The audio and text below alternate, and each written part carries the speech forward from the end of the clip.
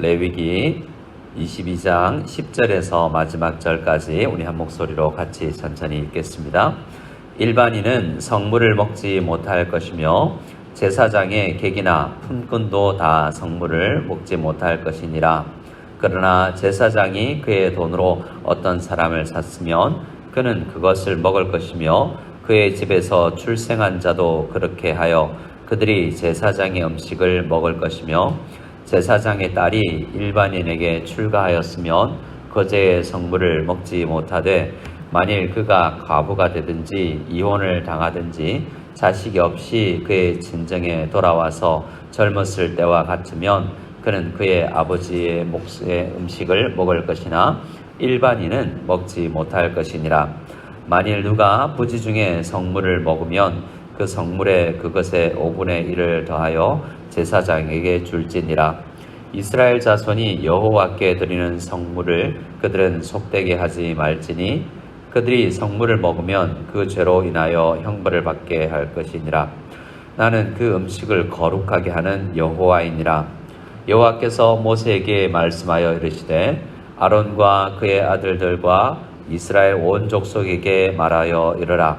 이스라엘 자손이나 그 중에 거류하는 자가 서원제물이나 자원제물로 번제와 더불어 여호와께 예물로 드리려거든 기쁘게 받으심이 되도록 소나 양이나 염소에 흠없는 수것으로 드릴지니 흠없는 것은 무엇이나 너희가 드리지 말 것은 그것이 기쁘시게 받으심이 되지 못함이니 것이니라.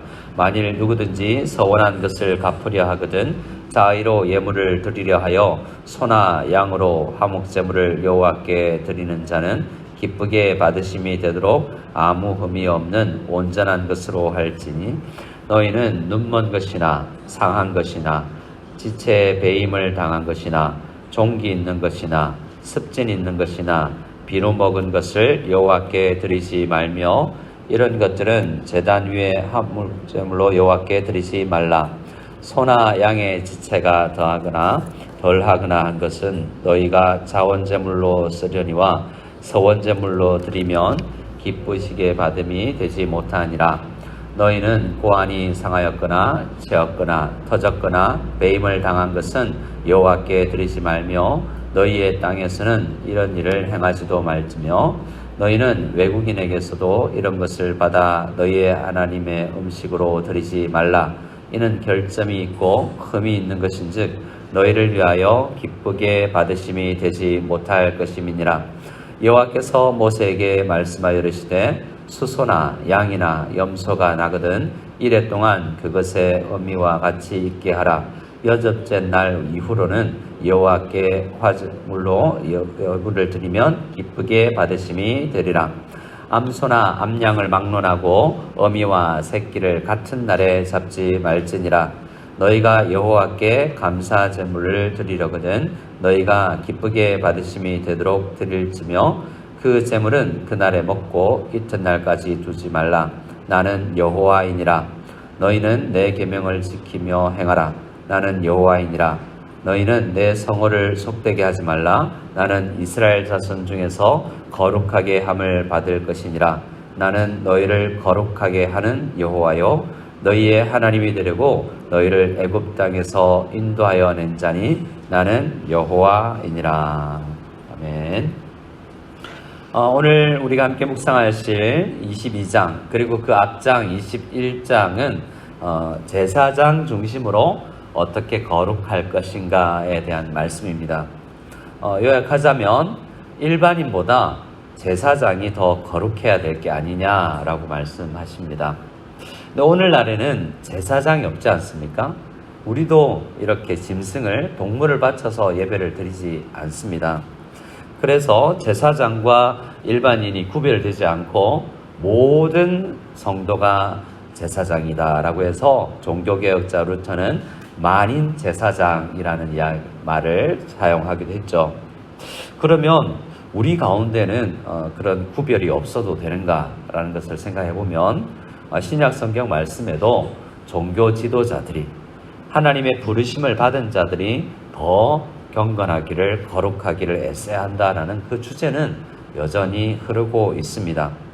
소명이 있을수록 하나님께서 부르심이 더 정확할수록 우리는 그 거룩함에 대해서 애쓰고 또한 주님께 허락하여 달라고 기도해야 되겠습니다.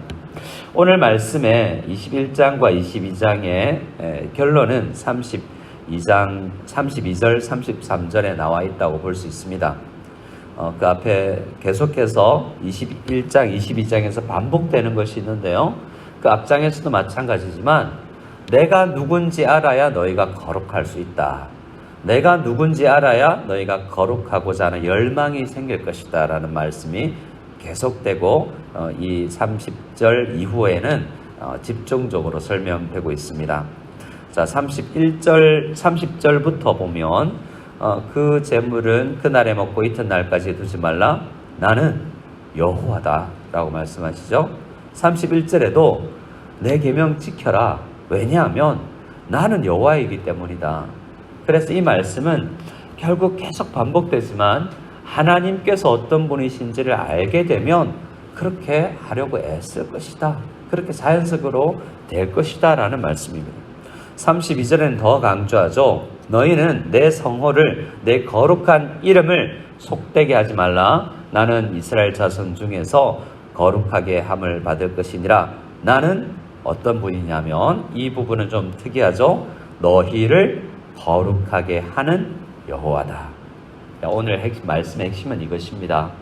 내가 거룩하게 하고자 막 애쓰고 노력하고 내 속에서 무엇이 있다고 믿고 말씀하시는 것이 아니라 하나님이 나를 거룩하게 하시는구나 라는 것을 믿어야 하는 것입니다. 하나님, 나를 거룩하게 하시는 하나님이시군요 라는 것을 믿고 하나님을 알고 하나님께서 나를 거룩하게 해 주실 것을 기도해야 하는 것입니다. 33절의 마지막으로 너희의 하나님이 되려고 또 나는 너희가 나를 더 내 성호를 더 존경하고 더 세우면서 예배를 드리면서 너희의 온전한 하나님이 되어간다. 하나님 변하지 않지만 우리가 온전히 그를 더 올바르게 예배드리고 올바르게 하나님과의 관계를 가지면서 하나님 되심을 더 누리게 되시는 거죠. 영광 돌리는 것입니다. 하나님은 우리의 하나님이 되시려고 우리를 애굽 땅에서 인도하여 내신, 우리를 죄 가운데 있던 우리를 구원하여 내신 하나님이다라는 것입니다. 그래서 하나님을 결론은 더 알면 알수록 우리는 하나님 앞에 거룩하게 살기를 원하게 된다라는 것입니다. 그러면 어떻습니까? 하나님을 몰랐을 때는 하나님이 얼마나 거룩한지 잘 모르기 때문에 나도 거룩하게 살지 못해요. 이사야서 6장 말씀을 보면 이사야 선지자가 소명을 받았을 때 하나님께서 이사야를 선지자로 쓰기를 원하실 때 이사야가 하나님의 거룩하심을 그때 다시 한번 경험하게 됩니다. 이 천사가 날개 6으로 날면서 두 날개로는 얼굴을 가리고 두 날개는 발을 가리고 두 날개는 날면서 거룩하다 거룩하다 거룩하다라고 외쳐요. 그 천사를 통해서 알게 된 것이 무엇입니까? 하나님이 정말 거룩하신 분이구나. 거룩하다를 3번 반복하는 것은 최상급, 더 이상 거룩한 것이 없다라는 것이거든요. 하나님을 알고 있었지만 다시 만나게 된 것입니다. 그 이사야처럼, 소명을 받는 이사야처럼 하나님을 다시 알게 되면 우리가 거룩을 꿈꾸게 되는 것이죠. 누가복음 5장을 보면 베드로가 예수님을 만났으나 다시 만나게 되면서 나는 죄인입니다라고 고백하지 않습니까? 이사야가 소명받는 것과 똑같은 장면입니다. 베드로도 예수님을 따라다녔지만 예수님의 인성만 보다가 인성에 가려진 신성을 발견하고 나서는 하나님이시군요. 거룩하신 하나님 앞에 나는 더러운 죄인입니다라고 고백을 했지 않습니까? 오늘 이 레위기 말씀들은 어떻게 읽으면 이렇게까지 가리면서 특히 10절부터 읽었던 말씀은 일반인은 못 먹는 거, 시집가서 다시 돌아와서 처녀처럼 되어 있는 딸은 먹을 수 있고 너무나 복잡하고 이렇게 하나님 믿으라 그러면 교회 안 다닐 만한 사람들도 있겠지만 이 모든 말씀들의 전제는 무엇입니까? 그렇게 당연히 해야죠. 이렇게 당연히 애써야죠. 당연히 결혼 생활을 더 거룩하게 하려고 애써야죠. 당연히 내가 장래는 이렇게 지내야죠.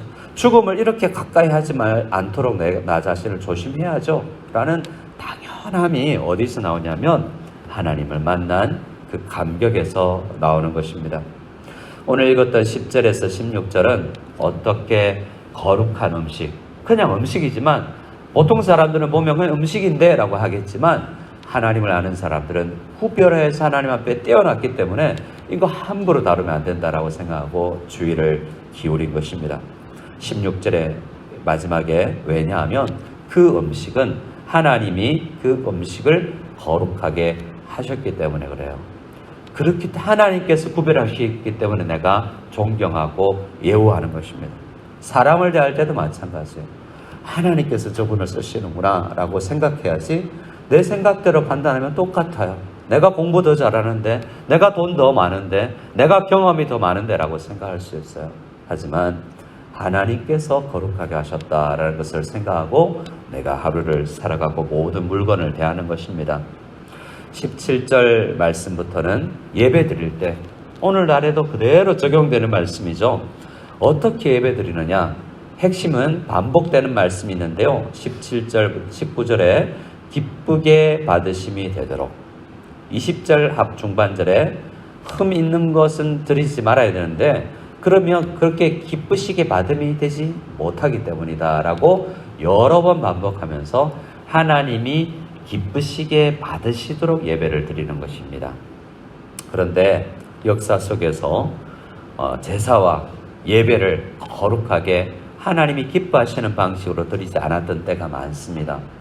특별히 구약 성경에는 이 말라기 때에 또 이사야서 1장을 피면 나 예배 안 듣겠다. 너희들 예배 안 받겠다. 누가 내 성전문을 좀 닫았으면 좋겠다. 성전문을 닫을 자가 누가 좀 있었으면 좋겠다 할 정도로 더러운 오늘 이 말씀에서 말하는 그러한 상하고 흠 있는 것들을 구별하지 아니하고 이 정도면 됐지라는 생각으로 예배를 드렸던 시대가 이사야 선지자 시대와 말라기 선지자 시대였습니다.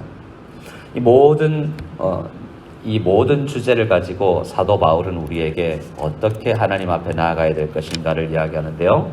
로마서 12장 1절에 우리가 잘 아시는 말씀, 그러므로 형제들아 내가 하나님의 모든 자비하심으로 너희를 권하노니 너희 몸을 하나님이 기뻐하시는 거룩한 산제물로 드리라.